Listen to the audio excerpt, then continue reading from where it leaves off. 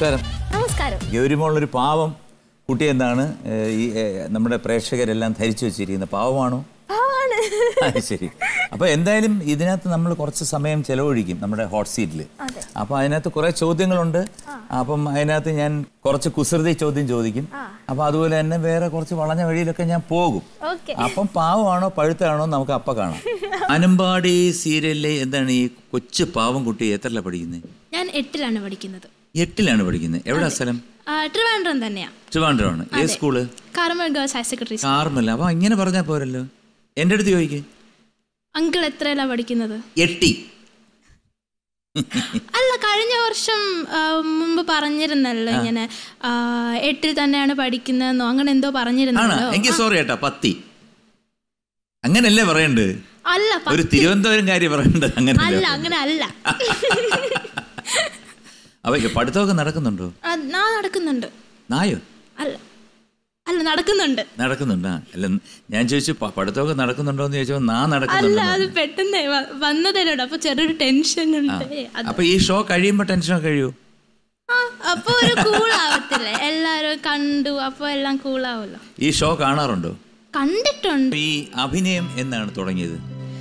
അഭിനയം കൊറേ വർഷം മുമ്പാണ് തുടങ്ങിയത്. കൊറേ വർഷം എന്ന് പറഞ്ഞാൽ ആകെ 8ാം ക്ലാസ്സിലായിരുന്നു. എനിക്ക് എന്നാണ്, ഏത് വർഷമാണ്? 2015 ആ ടൈമാണ്. 2015 തുടങ്ങി. 2014-15 ടൈം. 14-15. അപ്പൊ എത്ര വയസ്സുണ്ട്? 4 വയസ്സോ? 4 വയസ്സല്ല, 7 വയസ്സ് ഉണ്ട് അല്ലേ? അത്ര വയസ്സ്. അപ്പൊ 7 വയസ്സിൽ ആദ്യമായിട്ട് ഏതിലാണ് അഭിനയിച്ചത്? സിനിമയിലാണോ സീരിയലാണോ? സീരിയലാണ്. സീരിയൽ. സിനിമയിൽ അഭിനയിച്ചിട്ടുണ്ടോ? അഭിനയിച്ചിട്ടുണ്ട്. ഇപ്പൊ ഒരെണ്ണം ചെയ്തോണ്ടിരിക്കായിരുന്നു. അത് ചെറിയൊരു ബ്രേക്ക് എടുത്ത് വെച്ചിരിക്കുക, ഈ കൊറോണയും. അതെ അതെ. എങ്ങനെയാണ് ഇതിനകത്തോട്ടുള്ള എൻട്രി? കേരള സംഗീത നാടക അക്കാദമി എനിക്ക് ഒരു സ്റ്റേറ്റ് അവാർഡ് കിട്ടിയിട്ടുണ്ടായിരുന്നു. ബെസ്റ്റ് സിംഗറിനുള്ള അവാർഡ് കിട്ടിയിട്ടുണ്ട്, സ്റ്റേറ്റ് അവാർഡ്.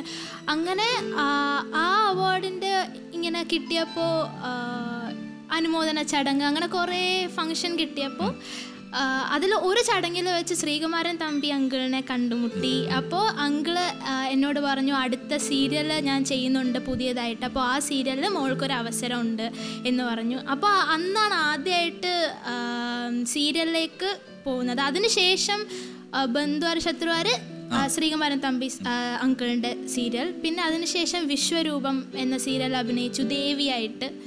പിന്നെ മാനസമൈന എന്ന് പറയുന്ന സീരിയൽ അഭിനയിച്ചു.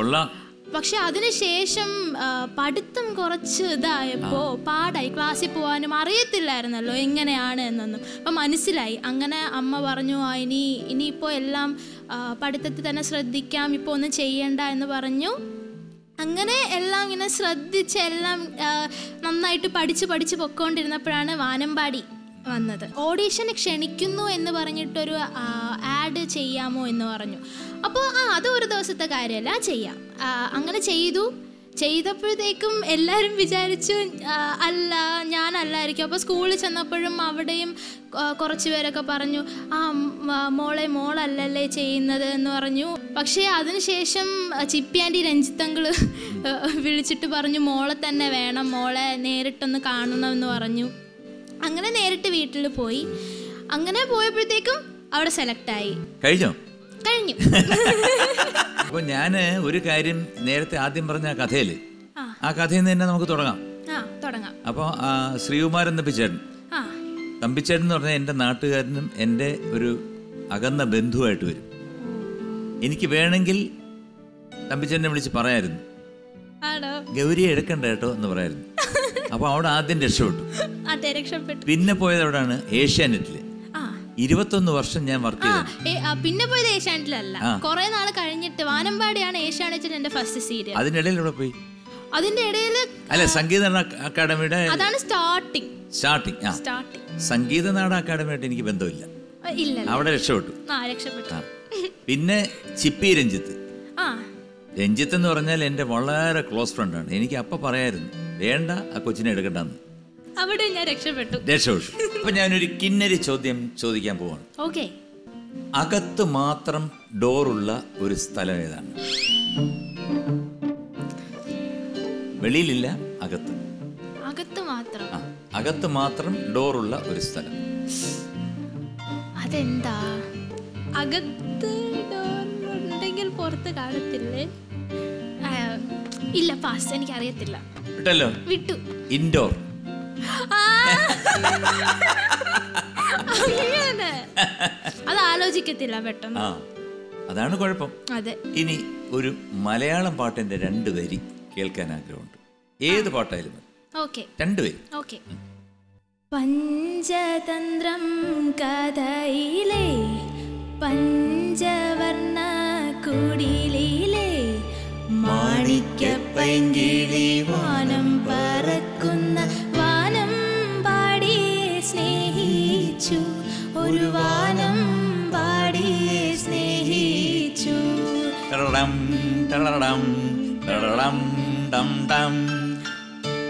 പഞ്ചതന്ത്രം കഥയിലെ പഞ്ചവർണ്ണ കുടിലിലെ മാണിക്യപ്പൈങ്കിളി വാനം പറക്കുന്ന വാനം പാടിയെ സ്നേഹിച്ചു, ഒരു വാനം പാടിയെ സ്നേഹിച്ചു.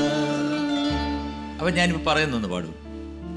സഗരി സ സ നീ സ സ സ സഗരി സ സ നീ സ സ സ സഗരി സ സ നീ സ സ സ സഗരി സ സ നീ സ സ സ സമഗമ ഗമ പഗരി സമഗമ ഗമ പമരി ഗമ പഗരി ഗമ പഗരി രീഗ രീഗ സരി സരി നീ സ സ സ നീ സ സ സ.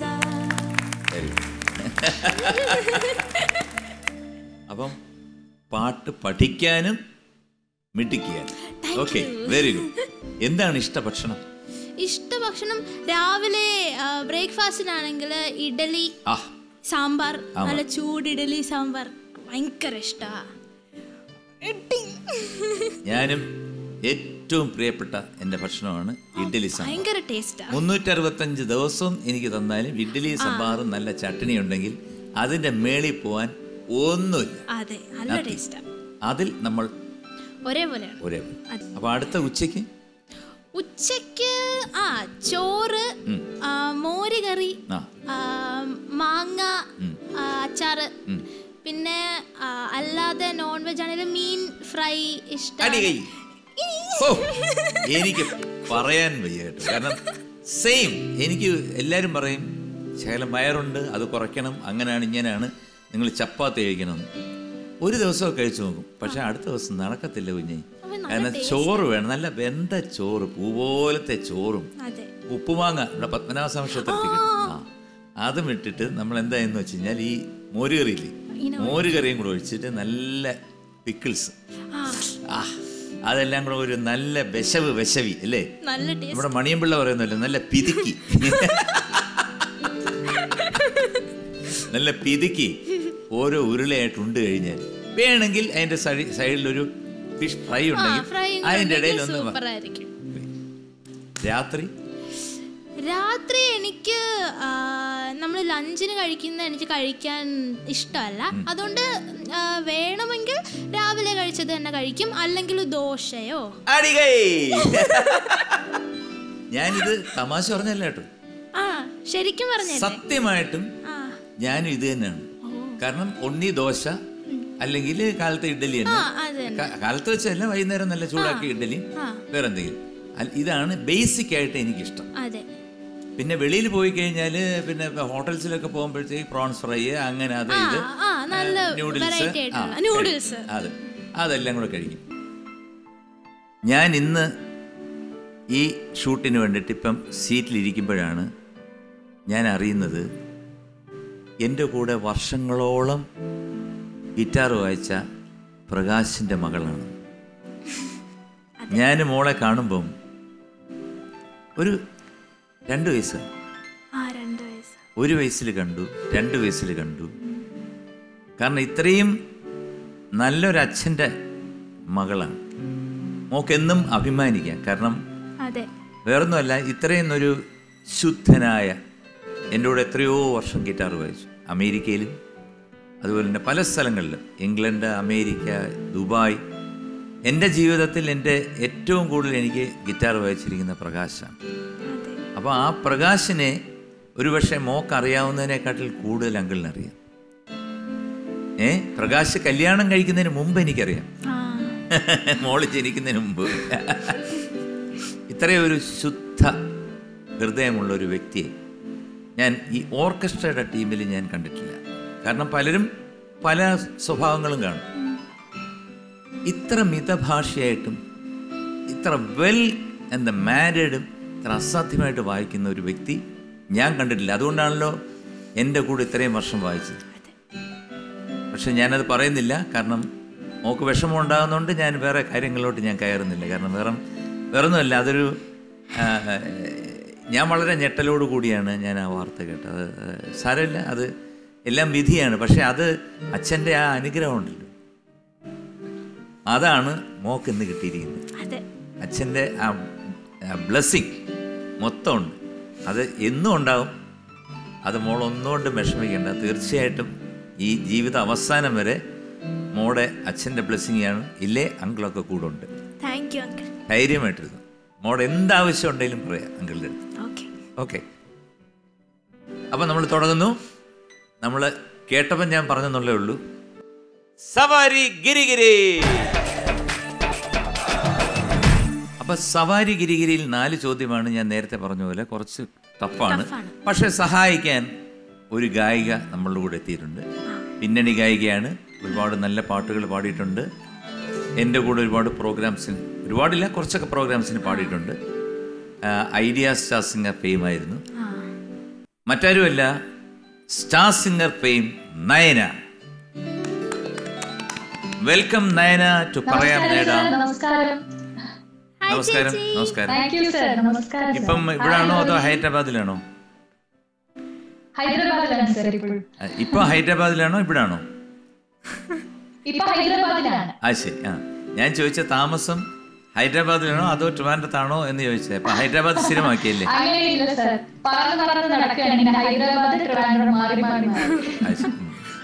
എങ്ങനെയുണ്ട്, പാട്ടുകളൊക്കെ ഉണ്ടോ ഹൈദരാബാദില്? നന്നായി പോകുന്നു സർ. തെലുങ്കാണ് കൂടുതൽ പാടുന്നത്. വളരെ നന്നായി പോകുന്നു. Very good, very good. പിന്നെ ഇന്നിവിടെ നമ്മുടെ കൂടെ ഉള്ളത് ഗൗരി എന്ന് പറഞ്ഞ എൻ്റെ സ്വന്തം മോളാണ്.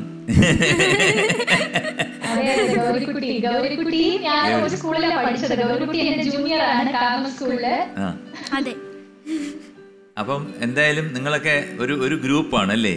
ഒരു കുഞ്ഞാണെങ്കിലും നിങ്ങളൊക്കെ ഒരു സ്കൂളിൽ പഠിച്ചാണ്, കാർമൽ സ്കൂളിൽ.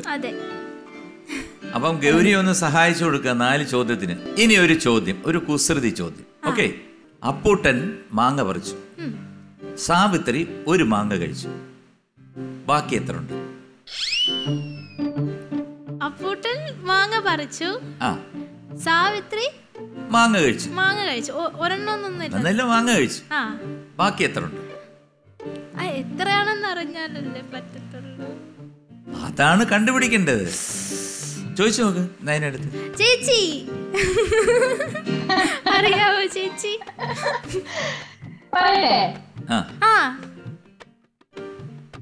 അപ്പൂട്ടൻ മാങ്ങ പറിച്ചു, സാവിത്രി തിന്നു, ബാക്കി എത്ര? അങ്ങനെയാണോ? എനിക്ക് തോന്നി അങ്ങനെ എന്തോ ആണ്, പക്ഷേ കിട്ടിയില്ല. ആ പേര് അങ്ങനത്തെ പേരായിരിക്കും. താങ്ക് യു ചേച്ചി. അപ്പൊ എനിക്ക് മനസ്സിലായത് എനിക്ക് ഹൈദരാബാദിൽ എന്താ ജോലി എന്ന്. ഇങ്ങനെയൊക്കെയുള്ള ചോദ്യം എടുത്ത് ഒരു പാട്ട് പാടുമ്പോ ഒന്ന് റിലാക്സ്ഡ് ആവില്ലേ? ഓക്കെ. കണ്ണാൻ തുമ്പി പോരാമോ, എന്നോടിഷ്ടം കൂടാമോ, നിന്നെ കൂടാതില്ലല്ലോ ഇന്നെന്നുള്ളിൽ പൂക്കാലം, കളിയാടാമേ കിളിമരത്തണലോരം, കളിയാടാമേ കിളിമരത്തണലോരം. കണ്ണാൻ തുമ്പി പോരാമോ, എന്നോടിഷ്ടം കൂടാമോ, നിന്നെ കൂടാതില്ലല്ലോ ഇന്നെന്നുള്ളിൽ പൂക്കാലം. Super super.